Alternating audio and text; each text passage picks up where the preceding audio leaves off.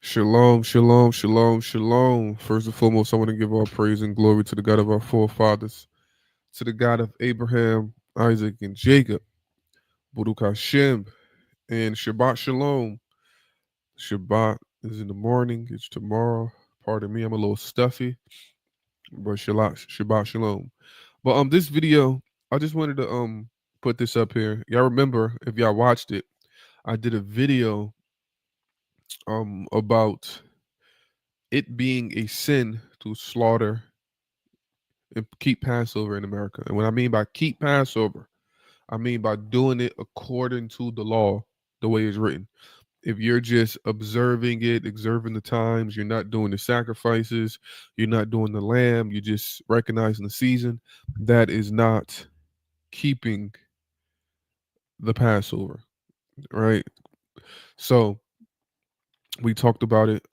I talked about this topic with Genesis because they did a live tonight saying about the same topic, but they feel like it's not a sin to do it today. They made this argument that it's a sin to do it outside the land when the temple is up. But when the temple is not up, they said it's fine to do it, which didn't make much sense to me. But there's a lot of stuff I agree with what they said, but there's a lot of stuff I disagree with. So we had a cool, after they teaching, I went up there and we discussed it. So I wanted to bring it here, let you guys see this discussion. All right, so observe, yep, observe. What I say, when the time comes around, Passover, the seasons, I fast during Passover and the Feast of Unleavened Bread, but I recognize the seasons. I give the Most High praise and glory. Shalom, shalom. I give the Most High praise and glory for the season of Passover and how He delivered our ancestors out of Egypt, right? But I know I do not slaughter a lamb. I do not eat lamb. I do not defile the holy things in America, right? But let's get into this. Let's get into this discussion. Let's see. Hold up. Let's get into this discussion. And let me know if y'all can hear it for the record too. Let me know if y'all can hear it. You got a problem. Good dog. What's up, brother? Shalom, shalom. Can y'all hear me? The one in the chat is low. What's up, brother? I don't know if y'all noticed. I don't know, but I just did a video about this. I don't know if y'all saw. Y'all probably didn't, but I just did a video about this, pretty much saying it is a sin. And what I meant by it is a sin, I mean by because we know the Passover is not only a day. Let me know. Can y'all hear that? Can y'all hear it? Let me know. Can y'all hear it? I don't want to let it go. Put a 1 in the chat if y'all can hear it. The Passover is the lamb itself, right? So it would say on the 14th day, I even killed the Passover. Or in Exodus 12, the people take and bring the Passover because the lamb was considered the Passover. So what I meant was it is absolutely a sin to take that lamb, which is a holy thing of God, and to slaughter it, kill it, sacrifice it outside of Jerusalem. And a lot of people say, well, we're not sacrificing it, we're killing it. Well, that's still a sin according to Deuteronomy 12. I mean, Deuteronomy 12, and I can prove that just by reading the Bible. So the video that you made was, if I just for clarification, you're talking about specifically for Passover then? Yeah, I was speaking specifically to Passover. What about tabernacles then? Can you keep tabernacles outside of the land? Yeah, it's certain things that can be kept outside of the land. I don't think tabernacles is one of the three, because I agree with you. It is Passover, unleavened bread. Tabernacles one, yeah. So all those, it would be a sin to do that outside the land. You have to come. I got you. But the following question I have with that is concerning, where's that? Leviticus 23 and what verse is that? Where's tabernacles? It's right about the end, I think. 7th month, tabernacles. Okay. It says on verse 35 of Leviticus 23, it says, on the first day shall be a holy convocation. You shall do no servile work. 7 days you shall offer an offering made by fire unto the Lord. So part of the Feast of Tabernacles is bringing an offering 7 days before the Lord. So would you be in sin? Exactly. You didn't do that part, but did the part of sleeping in the tents? So because again, a lot of people get confused when I talk about this. Like me myself, when the feast days come for Passover, I have a feast, I have a dinner, I do all that. For tabernacles, I get tents, I do all that. So no, that part is not a sin. And that part, when people do that, that's not keeping it. That's Okay. not keeping it. Keeping So it will be doing it as it's said in the law. so we're allowed to have a feast. We're just not allowed to eat lamb. You can't. Yeah, you can't. It's unlawful to kill the lamb. That would be unlawful, 100%. So And that's what the Bible says. well, I just can't kill any lambs on the day of Passover, but I could Exactly. kill a cow. Yeah, you can take a so say if it's a sheep, because a lamb is just a sheep that's under 1 year old. Oh. You can take a sheep that's 2-3 years old and kill that, because that's not a holy thing. So So not- like so Leviticus, so you're like commemorating Passover as opposed to sacrificing. it, you're just saying. recognize it, right? Because when we read Deuteronomy 12, it says if you get hungry and you lust for meat outside the land, whatever. No, that was If wild. you in this environment and how the Israelite Oh, community yeah, is, we yeah, gotta yeah, say just- pause, yeah, right? So it says if you wanted to take meat, you can kill it and eat it wherever you at. But the holy things, which are the things used for sacrifice, you Mhm. cannot do that. If you kill that, you're required to take the blood. So the holy things cannot be killed. Okay, And we can read that. That's Yeah. in Deuteronomy 12. I got you. And I know Deacon wanted to say something. I guess the issue is it's just what you're saying is a lot of inferring. Like, for example, you made mention that you have a feast on Passover, but you can eat lamb, but you just can't kill a lamb that's under 1 year old on that I don't specific. I don't eat lamb. Me personally, I for tabernacles, I do a fast. I mean, I do a feast. For other holy days, I do a feast. But specifically Passover and unleavened bread, I fast during those things, just like Daniel did. Daniel fast through Passover and unleavened bread. Okay. Do you want to say something, Deacon? I mean, go ahead. If you want to land your chariot, that's fine. No, that's fine. I guess we can start to go into some of the information then. Yeah, I mean, did you watch? Everything you guys said wasn't a lot of the stuff you guys said I agree with, by the way. Okay, so when it says in exile that we have to obey all, like what's your response to that? For example, like you guys were saying how the sacrificial system was ceased. I agree with that. But the prophet Hosea and Leviticus 26 lets us know that prayer is our new sacrifice. So you know how New Testament brothers, y'all have like Jesus as your sacrifice. In the Tanakh, it tells us prayer is our sacrifice. So for example, when Daniel was in exile while the temple was destroyed, he fasted and prayed. He prayed 3 times a day. Why? Because he was praying during the times of the sacrifices. Because Hosea tells us prayer is our sacrifice now. I understand, but Deuteronomy, of course, was written before Hosea, so we didn't have that information, correct? I'm Hosea and Daniel. I was putting those two together. But Okay, yeah, Deuteronomy. perfect. So before Hosea and Daniel, there was, Mhm. of course, the Torah, and we didn't have the Yes. information that Daniel and Hosea gave us. So the Correct. issue I would take with what you're saying is Deuteronomy 30:2 is very specific. It says, "And we return unto the Lord your God, and shall obey his voice according to all that I command you." What does that mean, according to all that I command you? Everything's, for example, we have laws for an example, we have laws that's only required in the land. We have laws that's required of outside the land. Women have laws that's only for them. Slaves have laws that's only for them. So when we're in exile, we have to do everything that's required of us. And according to the law, when we're in exile, Leviticus 6, which is prayer, is required of not only prayer. I don't want to get that confused, but Leviticus 6 is required of us in exile. Right, but it So says keeping the commandments ain't required in I exile? meant Leviticus 20. Leviticus 26 is one of the commandments. And yeah, You said, are you saying only prayer, or are you saying no, with not only prayer? prayer. No, with prayer, not only prayer. Okay, So okay. for example, during the holy days, since we know the sacrifice system ceased, the blood sacrifice system ceased, we would just substitute the prayer for that.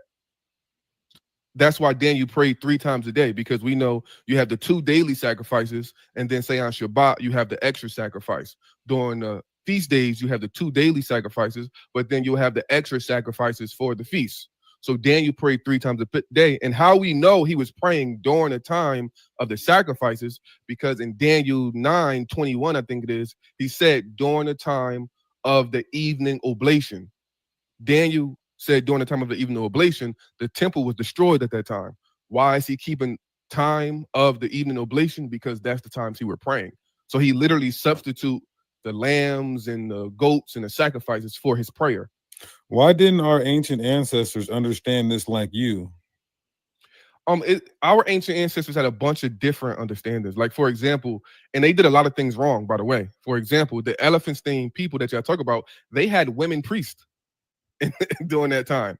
They did a bunch of things wrong. Well, so again, well, not just the elephantine people, mhm. but I mean the other Israelite communities outside of the land, coupled with the elephantine people. I know they were delving into other gods, but why are they still keeping these customs that we see other Israelites keeping, especially even after 70 AD with Gamaliel's grandson?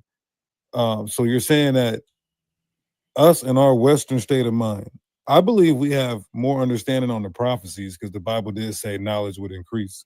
Mhm. But as far as Hebraic culture and understanding it, you're saying that we have a better understanding on how we should have kept the Hebrew customs in this time, and we just woke up and were westernized? I wouldn't even say that. I would say, this is what I would say about that. I would say during every generation, we had Israelites, people that came together, put their minds together, and pretty much did what they thought was best.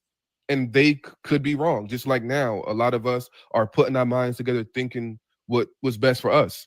I don't agree with everything the ancient forefathers did. It's some stuff they did that I would say, yo, that's right. But if they're doing something that's directly against the Torah, I can't agree with it. Mhm. Deuteronomy 12 says you can kill any other animals, but these holy things you cannot kill. And the word for sacrifice and slaughter or kill is the same word. It's But that's zabah. why Hassad asked you. So on that day, niggas can't eat no lamb. This is why I say it's conditional. And there's the spirit of the law and the letter of the law. You're taking it by the letter, black and white. So that means we can't kill no lamb during that day, period. It's a holy thing. Like you could like that's it's a holy thing. So if the Most High says, "Don't kill my holy things," don't kill the holy things. You can have any other animal you want. The Deuteronomy 12 says any other animal you want any other Why animal. is it holy? Why is it holy? Because it's the Passover sacrifice Because it's getting killed where? in Jerusalem. Okay, so go ahead, Hassad. So let me And ask you let's just something. read Deuteronomy 12 Yeah, though, because I got you. So we're gonna read it. So are you telling me the Israelites sacrificed every single lamb of the first year in the land of Israel on the Passover, or there's some that they didn't kill? no, I'm sure it's something they didn't kill, but the ones they didn't So kill, the they ones, just grew older. the ones they didn't kill, because here's what you're saying. You're saying that you can't kill you can't kill a lamb on the first year on the day of Passover because that's the holy thing. That's a Passover lamb. Yet conceded that not every single lamb of the first year is going to be killed on the day of Passover, which would mean that not every single lamb in Israel of the first year is Passover. No, the Passover lamb would be a lamb under 1 years old or 1 years old and one. So Those all are the ones. those Oh, are hold the on, listen. qualifications. I'm just Yeah, gonna say those are the qualifications for mhm, what lamb you can sacrifice. So exactly.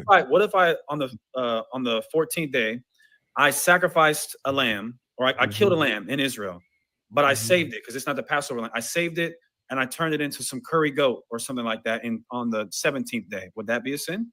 Yes, that's a sin because the holy. We're gonna read Deuteronomy 12. I'll let you speak. Go ahead.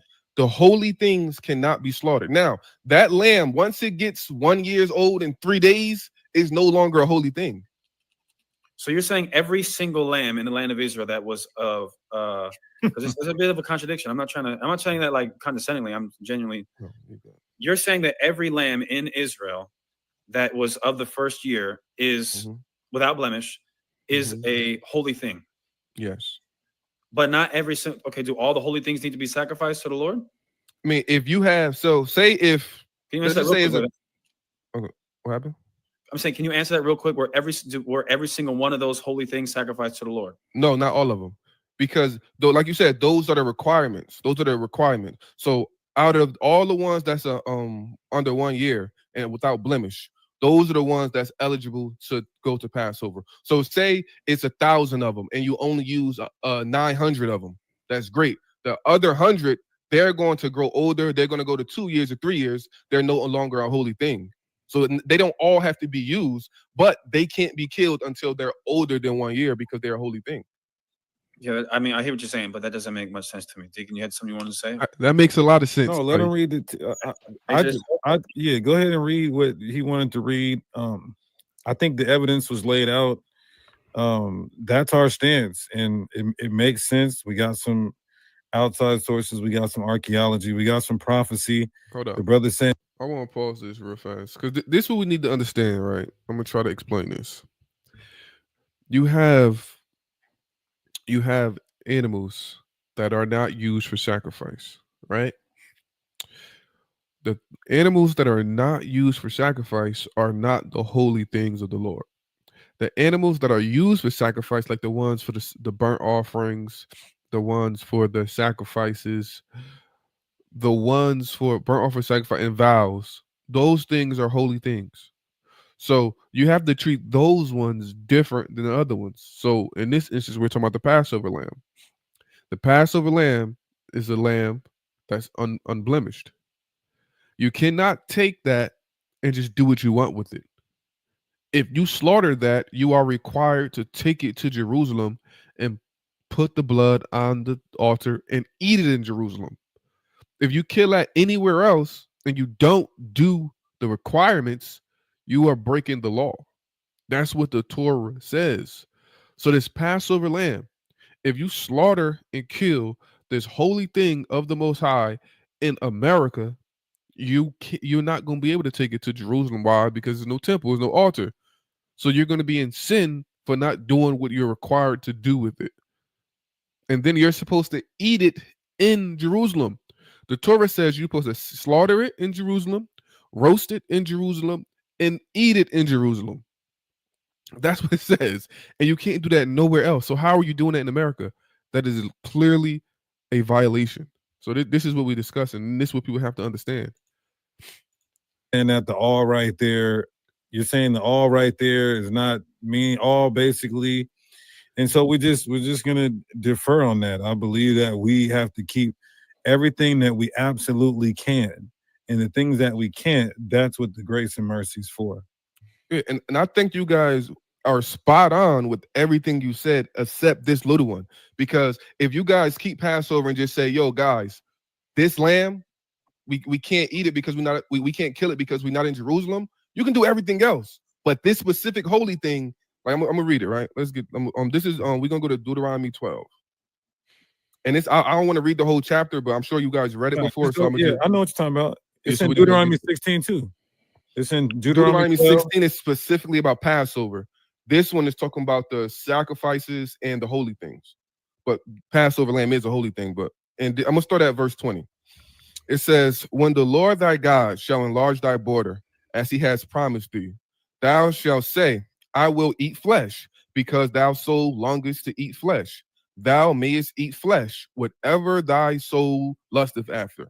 If the place which the Lord thy God has chosen to put his name, there be too far from thee, then thou shalt kill of thy herd, of thy flock, which the Lord thy God hath given thee, as I have commanded thee. And thou shalt eat in all thy gates whatever thy soul. Wait, what verse were you at? That's verse 20 and 21. So this is when, if they're far from the Jerusalem and they want to eat some meat, he said, y'all can eat meat pretty much. Y'all just kill it and lust it, just pour the blood out. Right now, when we continue reading, he's going to separate, but the holy things, you can't do that, right? So we're going to continue reading. Even as the roebuck in the heart is eaten, so thou shalt eat them. The unclean and the clean, thou shalt eat of them alike. Only be sure that thou eat not the blood, for the blood is the life. Thou mayest not eat the life with the flesh. Thou shalt not eat it. Thou shalt pour it upon the earth as water. Thou shalt not eat it, thou shalt not eat it, that it may go well with thee, and with thy children after thee, when thou shalt do that which is right in the sight of the Lord. So he tells them, these things y'all can eat. But look what it, verse 20. Only thy holy things which thou hast, thou vows that thou shalt take and go unto the place which the Lord shall choose. You said verse 20. Wait, that's not verse 20. 26 is what he meant to say. No, I'm in Deuteronomy 12. I started in verse 20. I'm reading down to verse 26 now. I'm on 26 now. Okay. So verse 20 through 25 is if you far away from Jerusalem, you want to eat some meat, you can take of the herd and the flock and kill them. And then verse 26, he's going to tell you, but these holy things you can't do that with, right? Verse 26, only thy holy things which thou hast and thy vows that shall take and go unto the place which the Lord shall choose. And thou shalt offer thy burnt offerings, the flesh and the blood upon the altar of the Lord thy God. And the blood of the sacrifices thou shalt be poured upon the altar of the Lord thy God, and thou shalt eat the flesh. So he tells them everything but the holy things can be killed and eaten out of Jerusalem. But the holy things, the things that's used for sacrifices, your vows, the wine and drink offering, that has to be taken to Jerusalem. Why? Because the blood has to be poured on the altar. That's what that's saying right there. Did it say, Look. And that's super clear. I didn't add nothing, read the text. Anything else, you can slaughter it, kill it. You just got to pour the blood to the earth and you can eat it and you good money. But the holy things, the things that's used for vows, the things that's used for burnt offerings, the things that's used for sacrifice, those are required to go to Jerusalem. The Passover is a holy thing. You cannot eat that, slaughter that wherever you want. You cannot. This is important. This is what that text says. That's what the Torah says. Well, come on, let's continue. say the Passover lamb right there? The Passover lamb is a holy thing. Is a part of that. Did It's a it sacrifice. Did it explicitly say the Passover lamb in this context? No, it didn't explicitly say it. Okay. So and then for the drink. Wait, hold on. Are you trying to say the Passover thing? The Passover lamb is a holy thing? No, I'm asking you, is this because I thought you were going to like a direct, explicitly okay. Verse about. I was getting a little confused. Okay, so and then the drink offerings. Hassad, are you reading this in a different translation? Because read it in any translation y'all want. I know I'm looking at it because it's saying, take your sacred gifts and your offerings given to fulfill a vow fulfill a vow. Mm-hmm. So like drink offerings. So the drink. Okay, so you have okay. drink offering. Oh, God, I'm sorry. No, so the drink offering would be a holy thing. So like, how does this work with your understanding? So I can't crush grapes unless somebody alter that day, or I bring a flag of wine all the way to the drink offering is one of the holy things. So it has the drink offerings, the burnt offerings, and the sacrifices. So because the burnt offerings and the sacrifices, that their blood has to be poured on the altar and eaten in Jerusalem. So it's the drink offerings as well, but those two as well. So what about the first 40 Passovers? Where were they at? In the wilderness. Right. So were we in sin when we kept Passover in the wilderness? No, that's because, and I'm sure you guys know this. I'm gonna do a video on this too. But when the second year after they came out of Egypt, they built the tabernacle and they built the ark. Gotcha. Right. If we go to 2 Samuel, we know that the ark is the name of the Lord. So in Deuteronomy and 16 to Deuteronomy 12, when it says, I'm gonna place my name there. Where my name is, basically. That's talking about the ark. So in the wilderness, the ark moves with them. So that's why they was able to do it. But in Deuteronomy, which is the 40th year when Moses is about to die, he's sending them into Jerusalem, sending them into the land. Now the ark, which is the name, gets put in one specific place. It doesn't travel with them no more. So that's why they were able to do it in the wilderness. And that's important to point out right there, because a lot of people, when you start talking about stuff you can do and stuff you can't do in the land, the first thing they go to is talking about, well, they did it in the wilderness. And you have to understand the only reason they were able to do it in the wilderness is because they had the Ark of the Covenant there.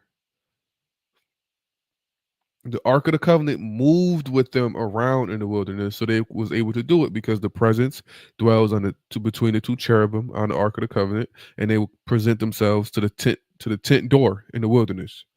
When we got into the land, that ark wasn't following them anymore. It got placed in a specific location. First, it was in Gilgal.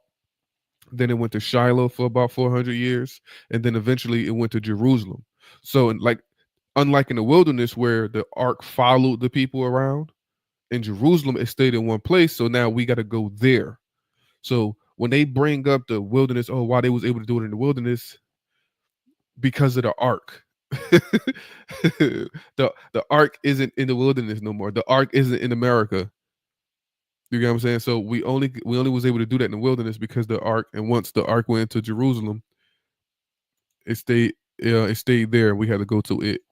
Yeah, but what you're saying is partly, I agree, is because it's conditional. The first Passover was in exile. That's because God told us to do it there. The next 40 or 39 or 40, yeah, we're in the wilderness because God had the ark there, the tabernacle. So it was okay to do so. But then when we got into the land, he put his name in Jerusalem, so we had to do it there. 3 different places where we had to do it. Technically, actually more than 3. Yeah, exactly, because it's different places in the wilderness. So we're talking about dozens potentially different places where we did, because God told us it was okay. And then before it went to Jerusalem, it was in Shiloh for 400 years, and then before it was in Shiloh, it was in Gilgal. But the reason why they was able to do it, because they had the ark. Now, when the ark stops moving and it gets placed in Jerusalem, now that's why we have to go there. I understand so that's why it's important. Yeah, but that's what Deuteronomy 12 is contingent upon. That's why verse 20 you started at, when the Lord your God shall enlarge thy border as he has promised you. He hasn't. Now, he did this historically, yes, but he's going to once again.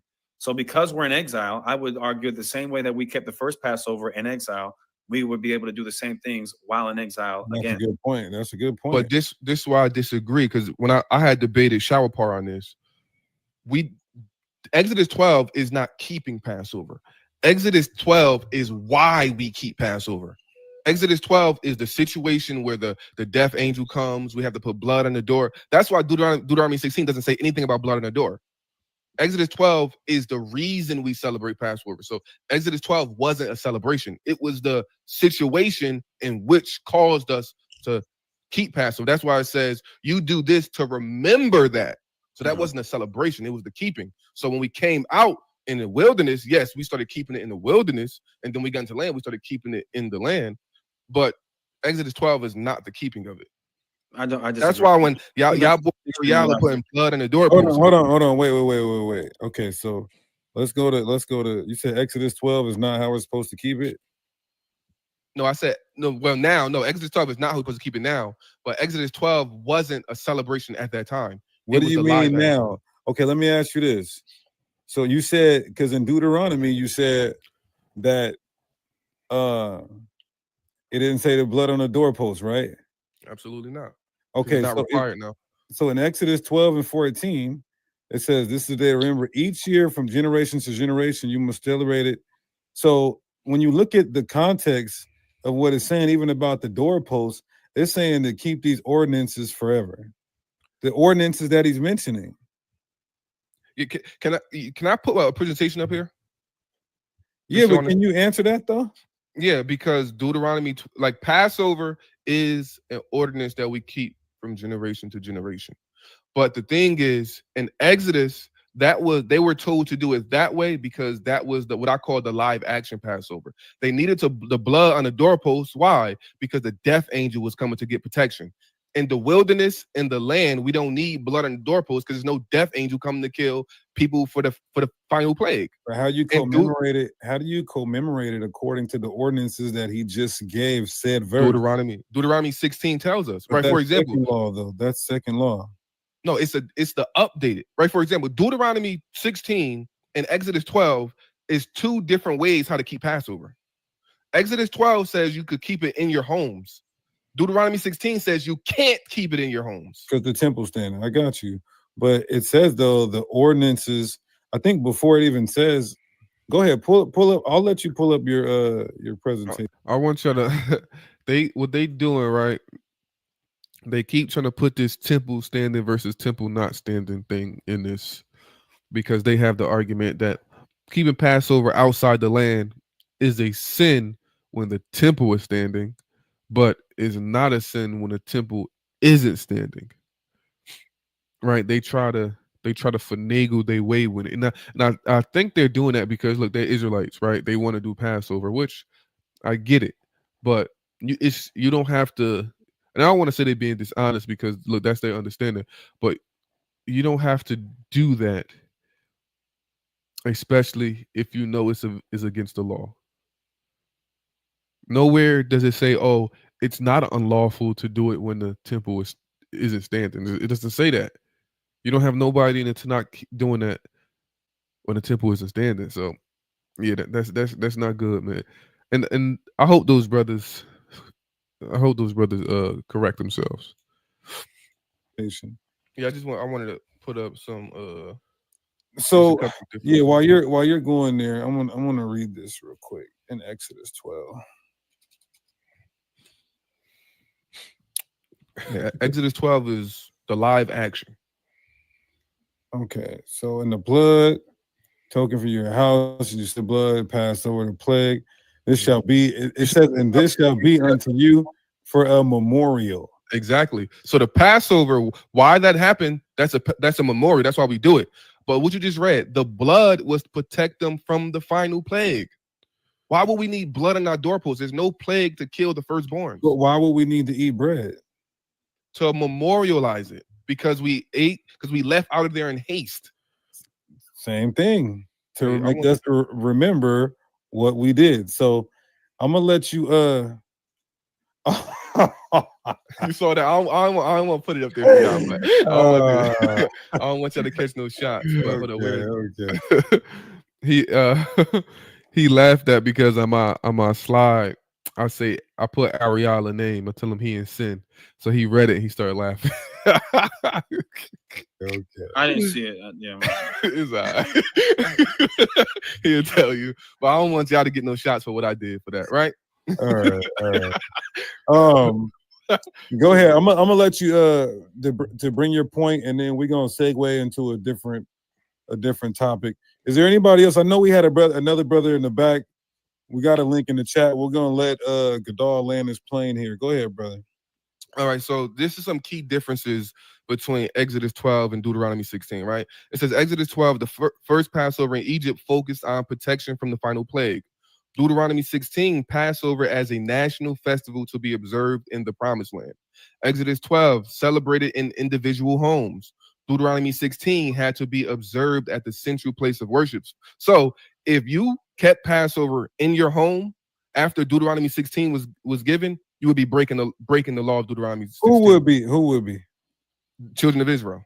So that's not true. What do you mean they couldn't keep it at their home? Like, are you saying they couldn't sacrifice the animal at their home, or yeah, they couldn't sacrifice the animal at their home. Where do they eat the meal? They would be at the temple. Everybody would be in Jerusalem, so they would be at the temple all night and eat there all night, and then in the morning they go back to their tents. That's what Deuteronomy 16 says. That's not true. Deuteronomy 16, first of all, it says the males. Only the males. Let's read Deuteronomy 16 real fast. Yeah, Deuteronomy 16 and 16. All right. No, before I'm talking about this part where it says that you have to remain there all night. Right? It says you said everybody, the children of Israel. That's not true. All right, we can just the males. We can just say the males. So the males would go and they would sacrifice. Their families would hold it at the house. I don't say their families will hold it at the house, but because I mean, where else they're going to be at? And when you read, they're going to be in Jerusalem. They're just not going to be at the temple. Nah, they can't. It's only a requirement for the males. Okay, you're saying you see that's it. Everybody has to be in Jerusalem. Well, the women and the children, they're not required, but they can come, right? But the males are required to be in Jerusalem. Cannot do it at your homes. That's important. But hold up. Every single Israelite male of a certain age, Gadal, was all of them were in the side of the outer court the outer court? Yeah. Look what it says. Like it says. Brother, do you know how many millions of people that is?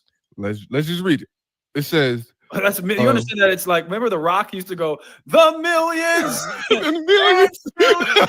Bro, that's millions of people inside the outer court. Because remember, not everybody can even go into the inner court. So just for the record, you are saying that's millions and millions of people. So let's just say adult males. We can keep the women and children out. Let's just say adult males. We plucking at straws.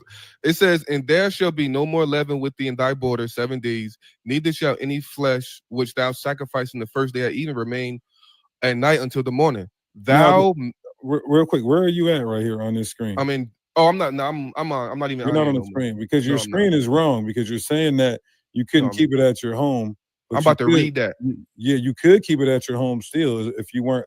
After that mail went up to the temple, they could go back to the house and keep it. We see that in Tobit. We see that in the New Testament, even though you reject it. Yeah. And we see it in extra biblical sources as well. Y'all presented that Tobit wrong. I ain't gonna put you on the spot, but y'all presented that wrong. But, no, then swing at it. All right, because that Tobit 2, in Tobit 1, it tells you that he used to go up to Jerusalem as he was a kid, but after he was taken from Jerusalem by the Assyrians, that segues into 2. He wasn't going back to Jerusalem in chapter 2, but because you said he had left the feast day and went back home. That's not what that said in chapter 1. He said according to the law he had to go to the land when he was a child.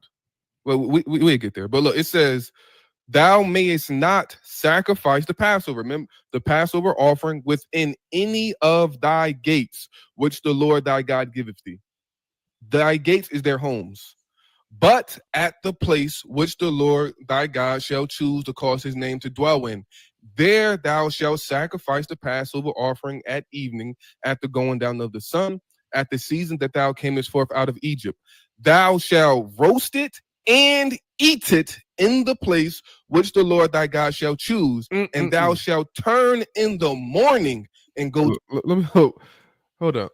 That me reading that right there should have been enough for them brothers to say, "Yo, you're right." The text says you have to sacrifice the lamb in Jerusalem at the temple. You have to eat it in Jerusalem at the temple, and you have to roast it in Jerusalem at the temple. Though reading those verses, those brothers should have said, "You are correct, Gadol," because that's what it says. Eat it, roast it, sacrifice it in Jerusalem at the temple. That's what it says. Clear as day in that text. But people still try to wrestle with it. Still, I don't get it. If the text says you have to eat it, roast it, and sacrifice it in Jerusalem in the place, how can you tell me I can sacrifice, eat a lamb in America? Come on, bro. To thy tents. So you will be eating and roasting the Passover in Jerusalem, and then in the morning, because that's unleavened bread now, then you go to your tents. You cannot eat. Where did their family? Don't their families got to eat it too? Hold on 1 second. What was yo? Give me like 5 minutes to get off this. Give me like 5 minutes. All right. Their family got to eat it too, though, right? Right. Again, it was only for the males to go up there. So I just taught. First of all, I just taught you that it was only. I got that right here in my slide. Stop playing with me, man. You said everybody. That's all right. Go ahead. Got that right. But look, that's a point. Look, so you will be eating it, and I'm sorry, y'all can take this off the slide because we kind of got. Okay, go ahead. So we will be eating it and roasting it. All right, if you want to take some leftovers. Oh, my bad. Hold on. Let him come back on here. He gonna bring me back. There's 2 things, Deacon. One is, like you said, what about every Israelite has to? We're all supposed to eat the Passover. Number 1. Number 2. We're gonna go back to it. They kicked me off. I was doing them dirty. They kicked me off. Nah, I think he did it by mistake though. Hold up. All right, hold up. I want to go off topic. Okay, hold on. Can you wait 1 second? Because we accidentally let this brother land his plane, and then we're gonna get you. I'm gonna keep you on though. I'm gonna mute you real quick. Gadol, go ahead, land your chariot, brother. Oh my bad. I don't know what happened, but yeah. So that text says all the males. I was about to say before I got off, if you wanted to take some leftovers back in the morning to your people, cool. But it says you have to roast it, sacrifice it, and eat it in the place the Most High God chose. That's what it says. And it says you shall not do that anywhere else in your gates. So if your wife is at home in the gates, she should not be eating, roasting, or eating lamb. That's what that says. So how does the rest of the man's family eat the Passover? That's why I made a joke. So if you want to take some leftovers. I know you made a joke, but seriously, how do that? But they not supposed to. That's why it says. Look, it says, "Thou shalt." Look what it says. It says, brother. This is verse 7. Look what it says. Hold on, brother. Thou shalt roast it and eat it in the place which the Lord shall choose. Right. So again, verse 47 in Exodus 12 says all the To be fair, at the end of this, we started like getting confused because they started agreeing with me. Like you were gonna say, they started like agreeing with me, blended it in, and then they try to make it seem like they were right the whole time. Right. So you watch. the congregation of Israel shall keep it. So we're all supposed to eat it. So seriously, without a joke, how do the women and children, how do they eat the Passover if there's millions of niggas that are in the courtyard eating it? They're not required to come up there, but if you wanted your wife and children to eat the lamb, you have to bring them to the place. The text says, "Thou shalt roast it and eat it in the place." You cannot eat the Passover lamb outside of Jerusalem. Exodus 12, Deuteronomy 12 says you have to eat it at the place. That's what it says. So when you say at Jerusalem, do you mean at their home in Jerusalem, or because you said earlier at the temple? At the temple. It literally says. So 1 million 1 million Israelites are supposed to be in front of the temple, all eating lamb. That's what the text says, bro. Oh, right. Hold on. So let me ask you this question: when this says "Thou shalt roast it and eat it in the place which the Lord thy God shall choose," what does that mean? Yes. So when you roast it, you're not. You can eat it not at the temple. You can go. Oh, I get what you're saying now. So you're saying Jerusalem. Yes, that's what. Okay. We agree. Look, you see what just happened there, right? You see what just happened. They were making the argument that you can eat it anywhere. Because remember, when we say the place that the Most High should choose, we're talking about Jerusalem. They were making the argument that it can be eaten out of Jerusalem. So now he kind of pivots, and then he's like, "No, I'm talking about away from the temple, but still in Jerusalem." And I called it. I'm like, "Oh, so you now you're saying in Jerusalem now?" But before they were saying no, it can be eaten outside of Jerusalem. Now he's saying no, they don't just have to stay at they have to be in Jerusalem. They just don't have to stay at the temple. He's like, pay attention how he tried to switch that up. we agree, okay, but that's what I'm saying, brother. See, so you roast it, you cook it at the temple, then you can, once it's cooked, bring it like that's as long as you're in Jerusalem. Exactly. That's why we agree. We agree. Okay, perfect. Okay. I thought you were saying something else at first. That's all. But long as in Jerusalem. You see that? You see that? You see? Now he's agreeing as long as it's in Jerusalem. Y'all see that? It's crazy. Jerusalem, yes. For example, that's why in the New Testament, I know you don't believe in it, but just for a point, that's why Christ, even in the disciples, they ate Passover in Jerusalem, but they ate it in someone's like garage, basically. Yeah. But because Jerusalem is the place he put his name. Yeah. Exactly. So we agree. So I hope y'all. Nah, we don't. We only agree. We don't. He's trying to make it seem like we agree. We agreed on a couple things. We according to if you're coming in now, you guys go. And now Hakah, he see that Hassad agree. He trying to come back like, no, we agree. Nah, he disagreed that in Jerusalem they could be away from the temple, but they can't be eating it outside of Jerusalem. He literally disagreed. Like, we got it on record. Go back and watch the presentation. He said he did his own presentation. I want you to watch my video too. I want you to check it out. So he said he agrees with everything we said except for that one thing, and that's fine because Gadar doesn't agree with a lot of what we say. So we're doing something right around here. Yeah. I mean, y'all not on this topic. Only thing y'all off is the lamb. I think y'all some good brothers. Once y'all go back and reevaluate that, I think you feel me. Deuteronomy 12, Deuteronomy 16. I got too many. I understand what you're saying, and we're saying that Deuteronomy 12 and Deuteronomy 16 is conditional, suspended, and deferred. So that's going to be our stance. But we appreciate you, King. Shalom, brother. Let's get this other shalom. I catch you. Get with me on that Daniel 9, bro. Hey, I did a video on Daniel chapter 2, the statue. I want y'all to check that out and tell me what y'all think about that. For real. I'm gonna send it to you. Get with Garfield to set up this debate, man. Daniel 9. He just called me too. I'm about to call him back. Yeah, tell him I need that money. Go ahead. Shalom. All right, so that's the end of our discussion. So I hope y'all paid attention. It started off with them saying you can eat the lamb in the Passover outside of Jerusalem. That's what it started off with them saying. I showed them text. We read scripture. Deuteronomy. We went to Deuteronomy 12. We went to Exodus 12. We went to Deuteronomy 16. We read it. We discussed it. And at the end, as you guys saw, Hassad agreed that yeah, it has to be kept in Jerusalem. He made the argument you don't have to stay at the temple, but it has to be in Jerusalem. And that's what I was saying. He agreed. Deacon tried to come at the end and try to fix it up because he saw Hassad agreed. But yeah, man, I don't want none of my people to be in sin. I want you to be right. The Passover lamb is a holy thing. If y'all on this live tonight, I want y'all to read Deuteronomy 16. I want y'all to read Deuteronomy 12. Read those two. The Passover lamb is a holy thing. It's only required to be slaughtered, roasted, and eaten in Jerusalem because it's a holy thing. If you do that anywhere else, you are breaking the law of Deuteronomy 16 and Deuteronomy 12. So with this Passover season coming, I want you guys to be wary of that. Pay attention to that and stay on the right path. These Israelite camps, they are leading the people astray. They have many people in sin. I'm telling you, read these texts for yourself. Read it in multiple translations. If the Old English is hard to read it in a modern English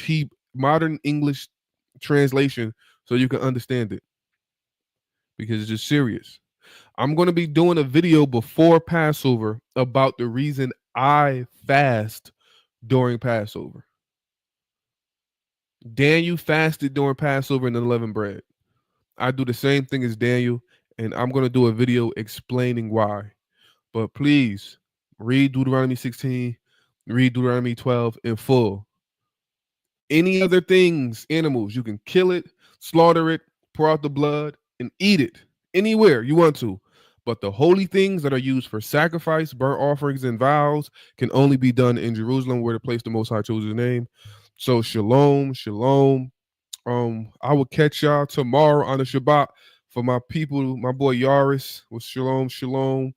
Torah Logic. We're gonna be in the Shabbat class tomorrow, reading, doing some great Torah study and discussion. So I'll catch y'all brothers tomorrow. Shalom, shalom. Shabbat shalom for the people that's celebrating the Holy Shabbat tomorrow.